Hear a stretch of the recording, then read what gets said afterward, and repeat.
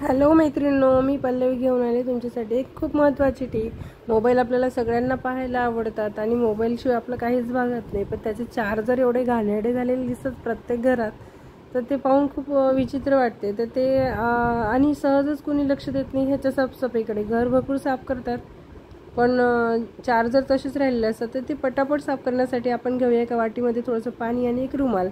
पाणी असं रुमालामधून पिळून घ्यायचं आणि त्याच्यानंतर जे काही तुमच्या घरात सर्फ जे अवेलेबल असेल ते घ्यायचं आणि असं थोडंसं सुकं सर्फ लावायचं आणि एका सेकंदात तुम्ही पाहू शकता का ह्याच्यावरची सगळी घाण निघून जाते। खूप म्हणजे खूपच इझी आहे, पण आपण ते करत नाही। असं केलं, अशा पद्धतीने केलं तर तुमच्या घरातले सगळे जेवढे काही चार्जर असतील, व्हाईट कलरचे हेडफोन असतील, तर त्याच्यावरची घाण तुम्ही, वाईटच नाही कुठल्याही याच्यावरची घाण तुम्ही पटापट काढू शकता। असं स्विच बोर्डवरचंही तुम्ही घाण काढू शकता, पण स्विच बोर्डवर जेव्हा तुम्ही असं पुससाल रुमालाने तेव्हा तुम्ही मीटर नक्कीच बंद करा, कारण हे चार्जर असल्यामुळे शॉकची वगैरे भीती नाही। पण मात्र जेव्हा तुम्ही स्विच बोर्ड असे साफ करसाल तेव्हा तुम्ही नक्कीच मीटर बंद करा।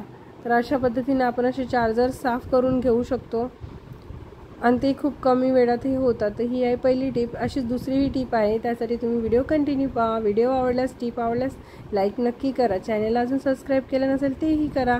तर अशा पद्धतीने बघा, एकदम पटापट एका सेकंदात आपले चार्जर आहेत ते घाण झालेले ते पटापट साफ होतात। त्याच्यानंतर हे असे पिंगट पडलेले, पिवळसर झालेल्या मोबाईलच्या कवरी तुम्हाला प्रत्येकच हातात दिसतात। मोबाईल पाहणं सगळ्यांना आवडतं, त्याच्या कवर किती घाण झालेल्या असतात, तर त्या कशा साफ करायच्या।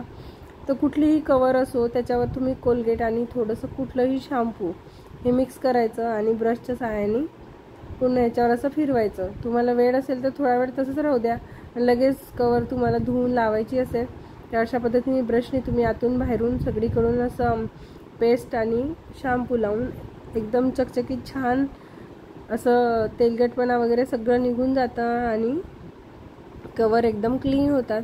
तर कशी वाटली टीप नक्की सांगा। थँक्यू।